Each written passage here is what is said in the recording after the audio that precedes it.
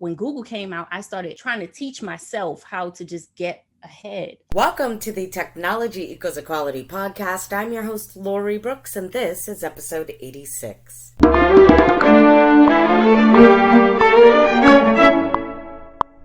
Techie community, welcome back, and thank you so much for joining me here for episode 86, When Daydreams Begin. If you're enjoying the show, don't forget to subscribe, like, and share. I am super excited to introduce today's guest, Constance Craig Mason.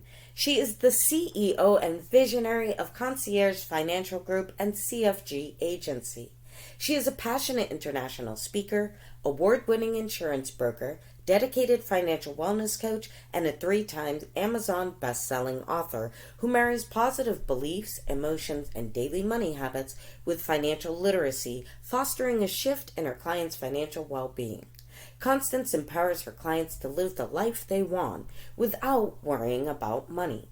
Determined to break the cycle of financial illiteracy plaguing each new generation in her family, Constance created a plan and began taking massive action.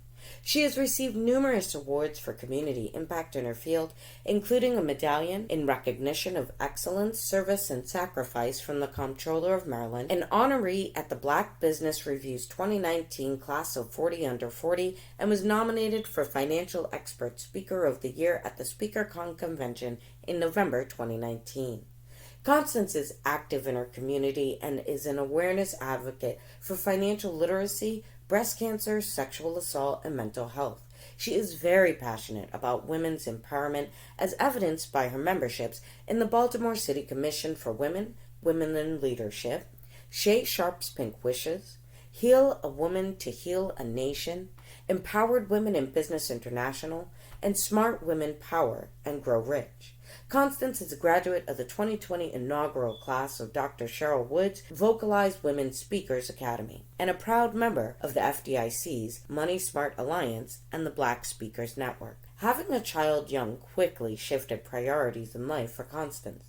With few role models close to home or resources to rely on, she became besties with Google. Spending hours surfing, Constance empowered herself with the knowledge required to create a new future for herself, her children, and generations to come. Listen in as Constance shares her journey of struggle, strength, and a search for stability. Constance, welcome, and thank you so much for joining us today. Thank you for having me. I'm excited about this interview today. We are super excited to have you and dive into your story and your practice. But before we do, we just kind of want to rewind the clock a little bit and have you tell us a little story.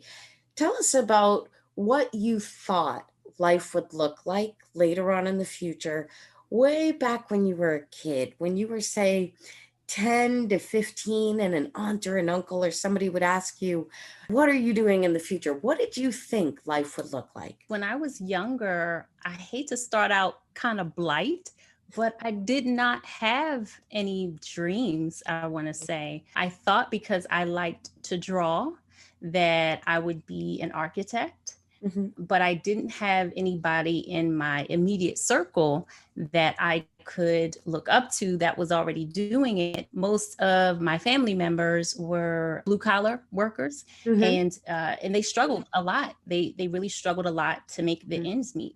So I didn't have anyone that I could say, this is it. This is what I want to do with myself. And so I just and I also had children young. So I was focusing on being a responsible parent, taking care of them.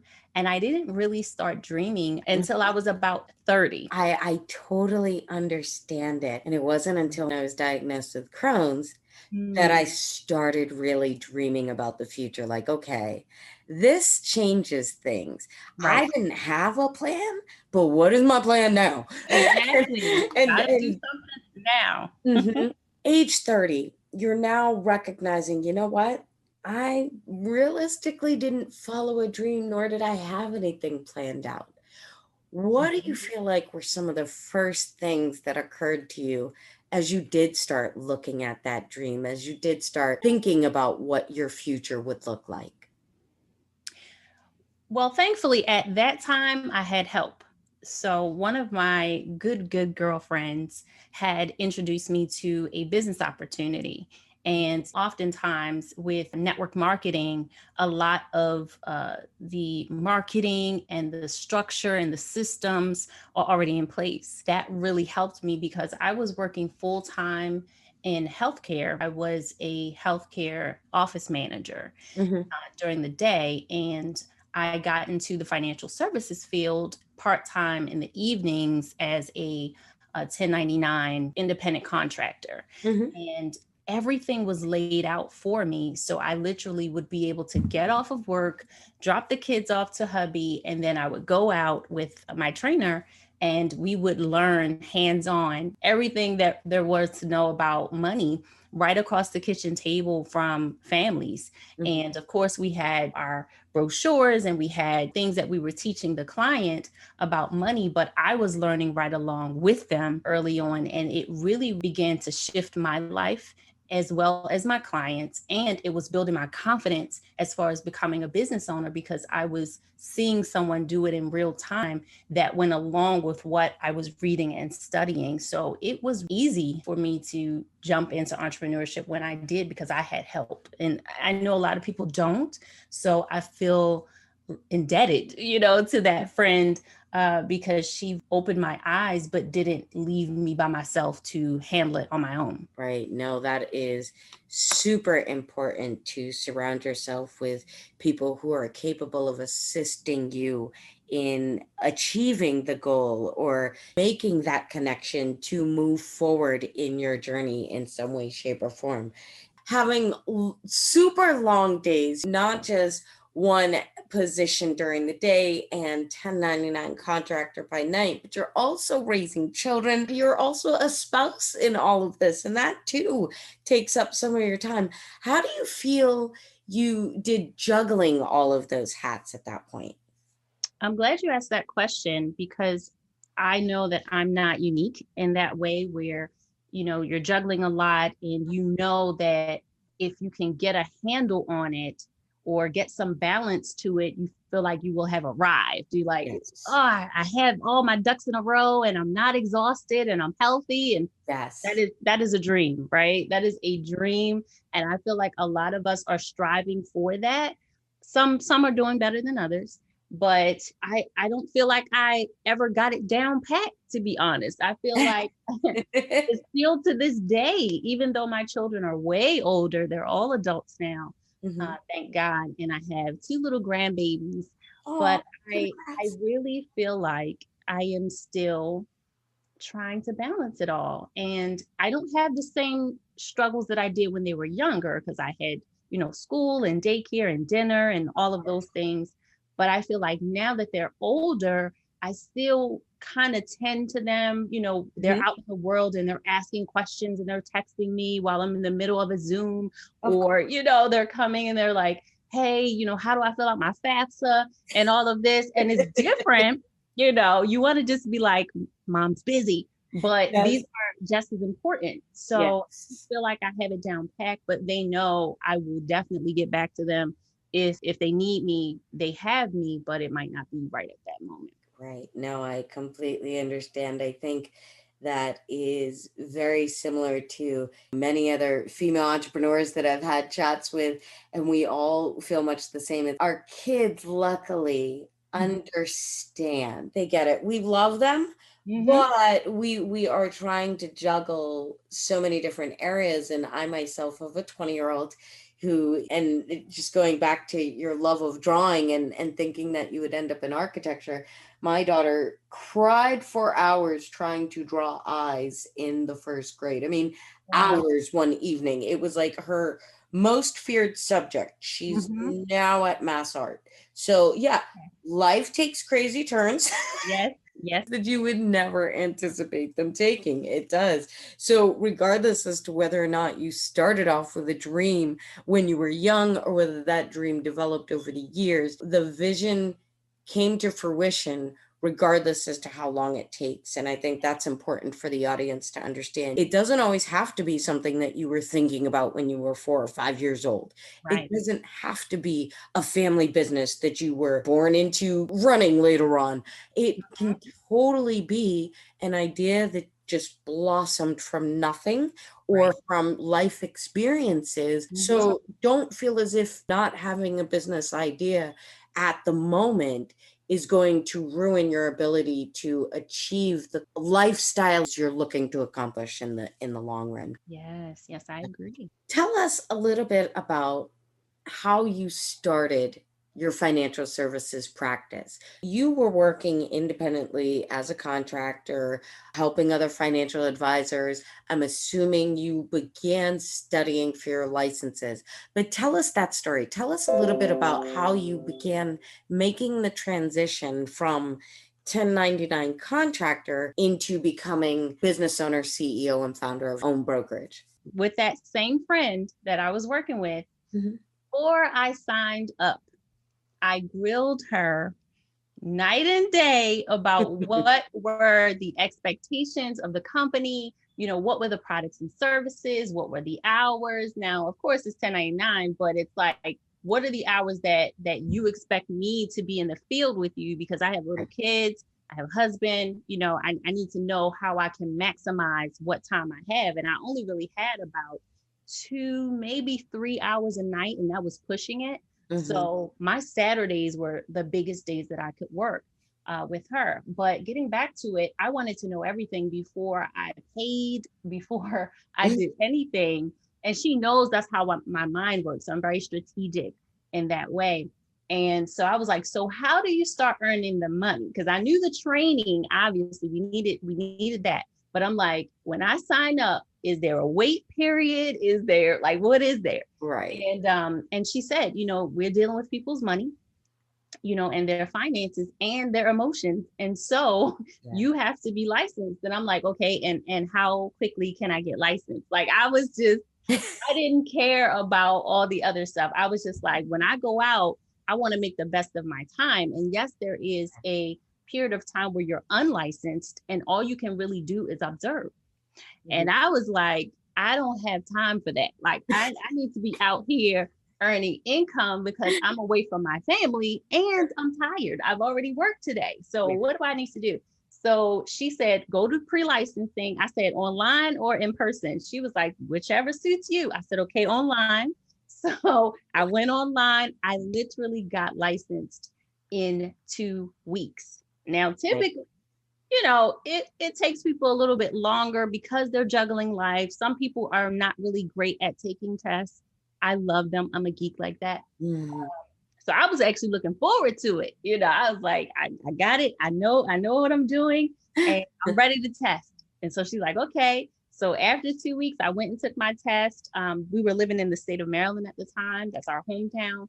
Mhm. And so I got my life and health license in the state of Maryland in 2 weeks, and I was ready to go because I had already been out with her observing. And I was like, well, come that third week, I will be signing these applications along with you. And she was like, of course, she was excited because everybody wants a recruit like that, right? Right. Somebody who comes in, is ready to go, is self-motivated. You don't have to motivate them, they're self-motivated, and passes their test in 2 weeks. Mhm. She was excited, needless to say.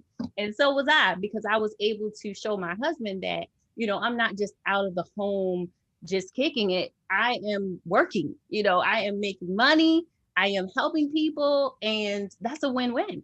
Right. You really took the time to figure out what could be, the Mhm. opportunities available, dug into the details so that you understood what you were up against, and then you made the plan fit you. Mhm. So you didn't go ahead and just take the path that most people take, and especially when it comes to financial services. I mean, I've witnessed a million onboards in financial services, and I've seen Right.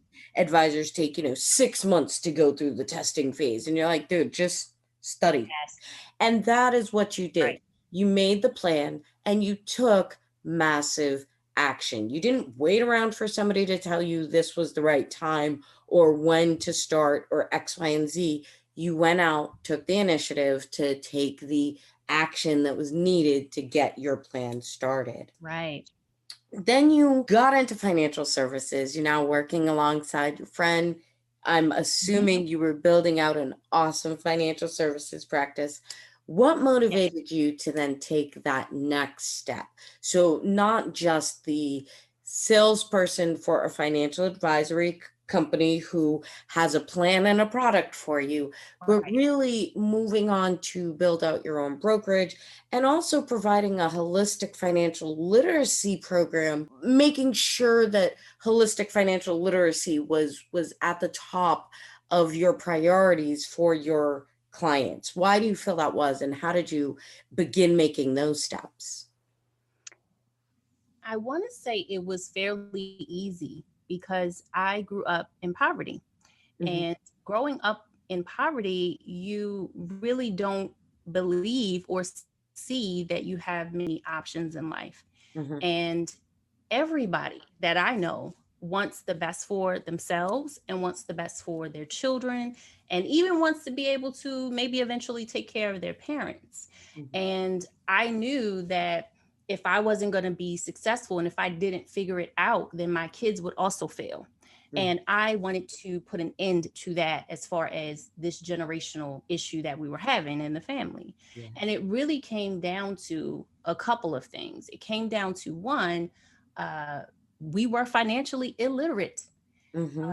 Two, there was no silver spoon, there was no roadmap, no blueprint left by any of my ancestors that, put us in a great position to have a great start. Hmm. And then we had some, chemical dependency issues in the family as well. So then that led to a lot of dysfunction in the Hmm. home. Hmm. So when you grow up in a blight situation like that, you are looking for the way out. And sometimes, it's not as easy as, oh, let me just apply myself and things will be better. It takes a while for people, and some people never get there. Hmm. And when I started going out, and even before my friend and I started working together, when Google came out, Google became my friend. I laugh and joke about it. I say Google was my BFF, okay, back in the 90s, I want to say late 90s. Hmm. Because, even when we were in high school, we used to have to go to the library to have access to computers and things like that. So when I was trying to figure out my young adult life, there was a lot that my family didn't know. And so I started Googling at the library basic financial matters like how to open a bank account, what is credit, how do you establish credit, how do you get a car, how do you get a loan, just basic things that now looking back, and I look at my clients that I come in contact with now, and they seem to already have some level of that understanding before I even get to them. But I'm like, wow, I just must have been really behind, to be thinking of those basic matters like, how do you get a savings account? Like we didn't have that when I was growing up at all. Right. And so when Google came out, I started trying to teach myself how to just get ahead a little bit. And so I had my children early. So I'm going to say around about 19 or 20 is when I really started to think like, you've got to hurry up because making $9 an hour, it's not cutting it. Like you got to figure something out. And so I struggled and I struggled until I got to healthcare. So I was working as a temporary employee in the healthcare field, medical secretary, that kind of thing. And it's something funny about working as a temporary employee because some people see the freedom in it, in that they're not tied to any particular employer, but they can kind of work and pick assignments as they choose. But I was looking for a permanent job, and they were sending me out on these medical assignments, and then I would get used to it 2-3 weeks in, and I'm like, wow, maybe they'll pick me up, and then they will put me someplace else. And I was frustrated. And I never forget, there's a short story here. I was working as a medical secretary. I was pregnant at the time with my third child, and I had a very small stomach. I've carried very small. Hmm. And I took the assignment. I was excited to get it. I worked. It was like filing in the medical office. And so I took it, Hmm. I was doing the work, And about a week into it, they called the agency and said, I don't think she's a good fit for the job. And I'm thinking to myself, I have organized this place. I mean, I came in there and knocked it out, right? Mm-hmm. And I was looking for extra work to do. And what I was doing was they had these huge file cabinets, and I would have to sit down at a certain point because I was pregnant, but I was really knocking things out. I thought to myself, well, I'm gonna be finished this in about a couple of weeks. And so when they cut my assignment short and they wouldn't say why, I was like, it had to be because they noticed that I was pregnant. And I'm like, why would you let go a young pregnant girl that is coming in here and doing everything you asked her to do? Why would you let her go?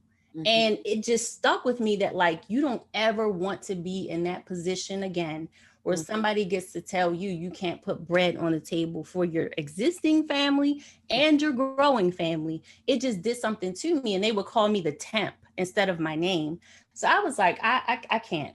I have to figure out how to get a permanent job and establish something for myself. So needless to say, I got put at another assignment, and I ended up being at that medical facility for several years.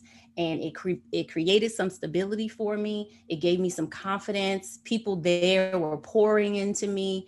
And the more they did that, it was like building me up to want more out of life and more out of life and more out of life. And so when I was then married and I got to be able to work with my friend, I hit the ground running because I was like, this is an opportunity for me to have my own business and not have somebody let me go when I'm in the midst of trying to build myself up. Like, I was like, this is everything. So needless to say, when I got the opportunity to get away from having to work for somebody else, I took it and I did not look back. That when the opportunity presents itself, have your eyes open and be ready to grab it with Yeah. both hands and take off. I don't feel like the story is unfamiliar in that generational lack of financial literacy attributes to vast group of people who still have not bothered Mm-hmm. to figure it out for themselves. And that, I Right. think, was one of the biggest things that you did, was really took it upon yourself to educate yourself, which is something, Right. as you mentioned, we can all do in this day and age. Google is not only your best friend. Luckily, Google can be best friends with everybody on the planet. There's not one person in the world who can't Yes. employ the exact same procedures that you did. And that's really important, because if you're sitting around waiting for somebody to tell you, okay, this is what you need to do, or okay, this is what X, Y, and Z is, why not just go figure that out? Just look it up so you have the Mm-hmm. answer for yourself. There's nothing on the planet that you can't do that with anymore. And you were doing Yeah. this back in the 90s. There's no excuse for not looking up the information and educating yourself in this day and age. You have a book coming out this February, I believe, Money Talks. Tell us all about your book. Thank you. We are very excited about this book Yeah. because it is the first book that my husband and I have gotten to spearhead together. Nice. And it really comes from our life, us thinking about how we've been able to balance or weather the storms of love, money, and entrepreneurship, and all the other things that come along with those things, like child raising and healthcare and everything. But we were able to find 24 married couples who also are entrepreneurs, or what they call dualpreneurs, where they have a job and they also have a business that they own on the side, or they do it full time and the spouse works. So we wanted to spotlight the dynamic between how they do it. Nice. And it's not really a how-to book, it's more of a motivational or inspirational book. Mm-hmm. Because even right now, as we're dealing with, or fighting, I should say, this pandemic, people have become very frustrated, even with what they thought they had down pat, what they thought was their norm and their routine. Everything has been disrupted. Right. And people are looking for ways to earn income if they've lost it, or to increase the income, or, things like that. And so we thought, how could we gather some positive people together who can share their stories, because they are still in business today. They are still married, and they are still handling their money despite the pandemic.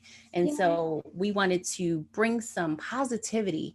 And I want to say, we started this process for this, we're self-publishing the book. And we started the process, I want to say the first week of October this year.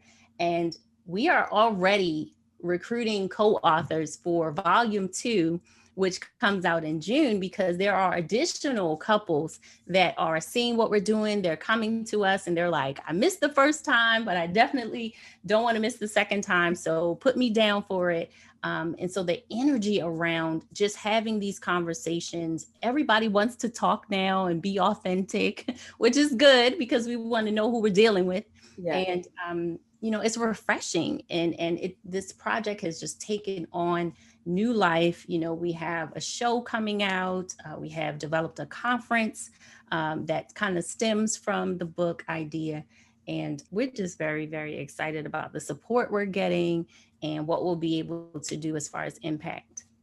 I am super excited for you. I can't wait to grab my copy. Yes. So yes, definitely. That is a book that I am very excited to read. I'd love to hear about other entrepreneurial couples who are juggling the pandemic and life as it is right now, because it is something that you don't have the opportunity to really chat about on a regular day-to-day basis as entrepreneurs. So that is an exciting book, and I am super excited to grab a copy. I am hoping that you will share with us a link as soon as that is available so that the listeners can go ahead and grab a copy for themselves.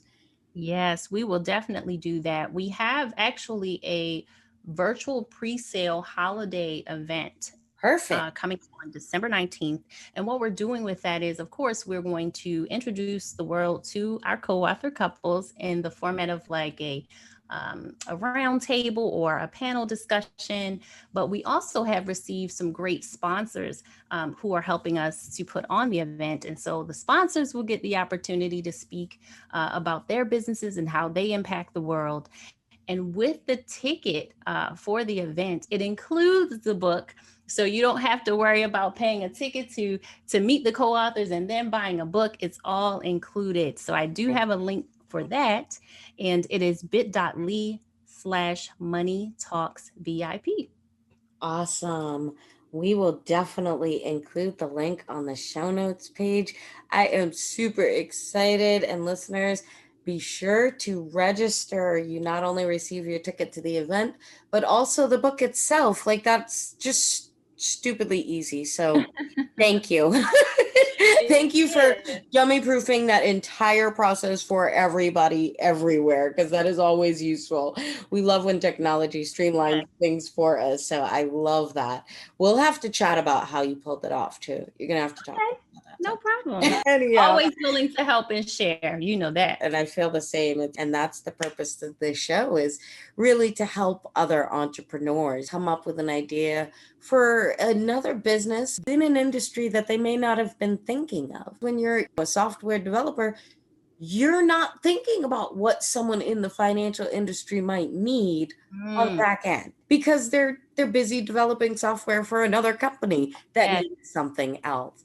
So the show is really designed to help entrepreneurs blossom other business ideas based off of a need. So we are curious, if you could wave a magic wand and change anything at all in your business, what would it be and why? I will say there is something that I'm shifting right now, and it is a process, but I'm still excited.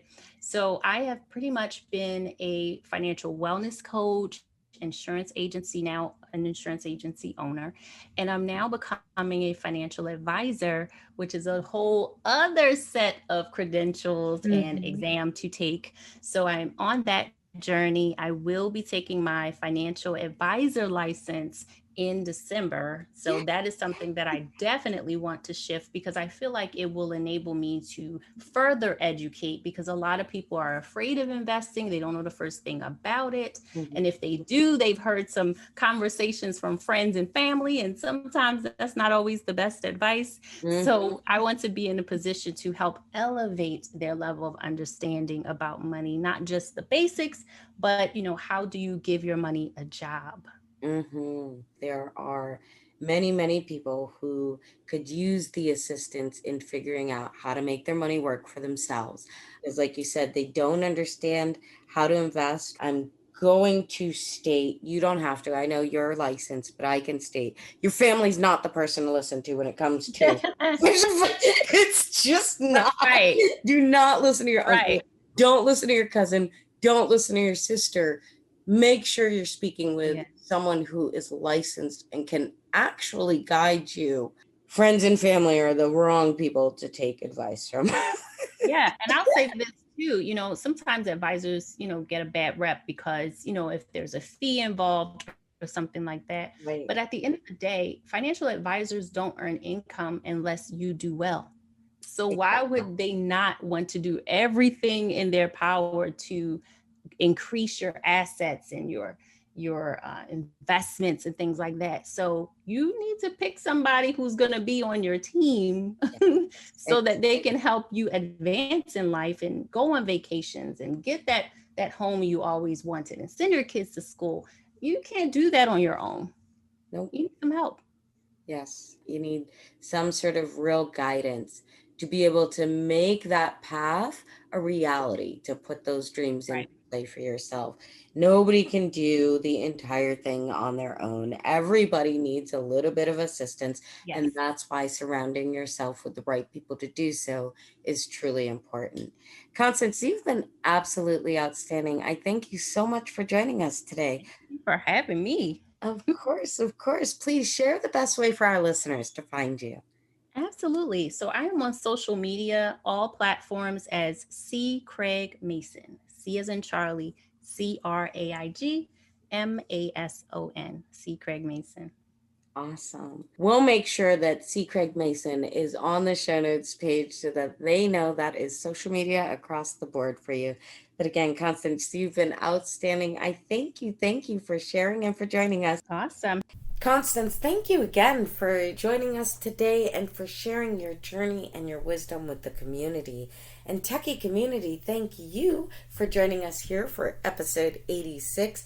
Remember to surround yourself with people who will support your goals. I don't mean to ignore social distancing. No, I mean infiltrate your life with your role models. The world has progressed way past Google. Find your role models on your favorite social media platform and start studying. What does their journey look like? And what can you begin doing today to create that tomorrow for yourself? Be sure to reach out to Constance at C. Craig Mason on any one of your favorite social media platforms. You can always reach her through our show notes page at technology-equality.com/Constance Craig Mason. Thank you once again for joining us here for episode 86. Don't forget to subscribe, like, and share if you're enjoying the show. And until our next episode, when we continue to hear the journey, find the pain, and create solutions, enjoy the week.